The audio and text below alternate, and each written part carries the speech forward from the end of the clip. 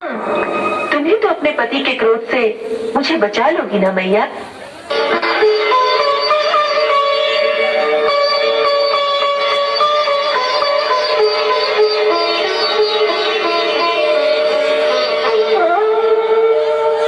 मुझे तो मैया कहता है पगले, तू कितना भोला है। एक गेम के पीछे क्यों अपने प्राण गंवाने चला आया।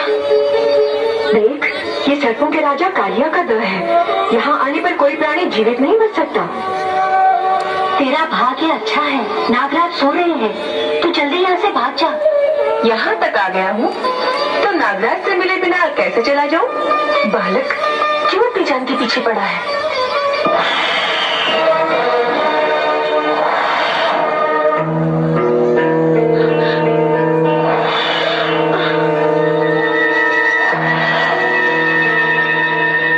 कोमल, इतनी सुंदर देह पल भर में भस्म हो जाएगी।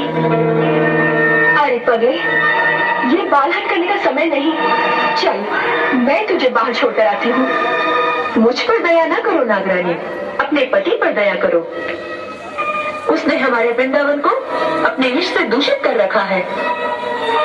उसने हमारी यमुना जी को विषैला कर दिया है।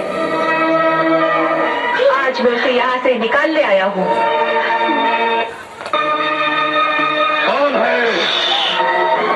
कौन है जिसने हमारे विश्राम में भंग डाला है। कौन है, कौन है।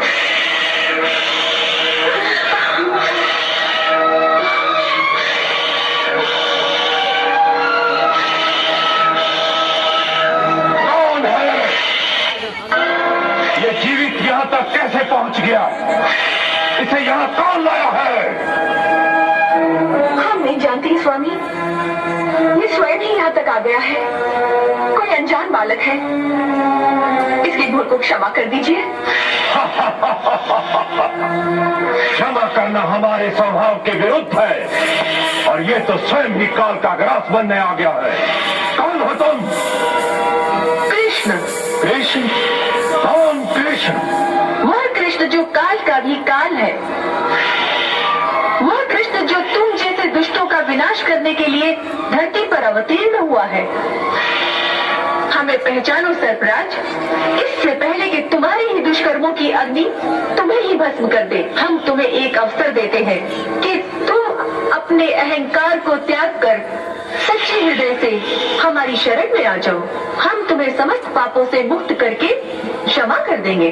हमें दया की भीख मांगने को कह रहे हो, जब किस समय तुम्हारे प्राण हमारी दया पर निर्भर है।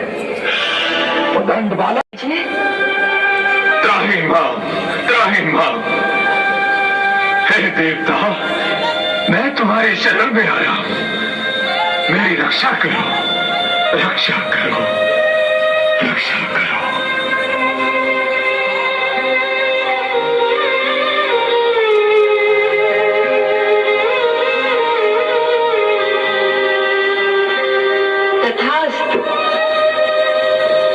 जाओ सर्पराज, मैं तुम्हें जीवन दान देता हूँ, परंतु एक शर्त पर कि तुम ये स्थान छोड़कर यमुना जी के रास्ते समुद्र के मध्य में स्थित रमणक द्वीप पर चले जाओ, जो महान सर्पों के रहने का एक स्थान है।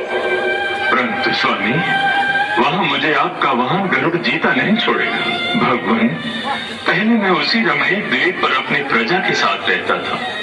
अब एक बार जब गरुड़ जी मेरे प्राण लेने मुझ पर झक गए तो उनके भय से मैं अपनी पत्नियों सहित यमुना के रास्ते इस कुंड में आकर छुप गया। आप तो जानते हैं कि सौरभ मुनि के श्राप के कारण गरुड़ जी इस यमुना के कुंड में नहीं आ सकते। इसलिए अपने प्राणों को बचाने के लिए मैं यहाँ आकर छुप गया हूँ। नहीं नागराज, अब गरुड़ तुम्हें कुछ नहीं करेंगे। अब तुम्हारी फलों पर हमारी चरण धूलि देखकर होनी चाहिए सभी भक्तों की।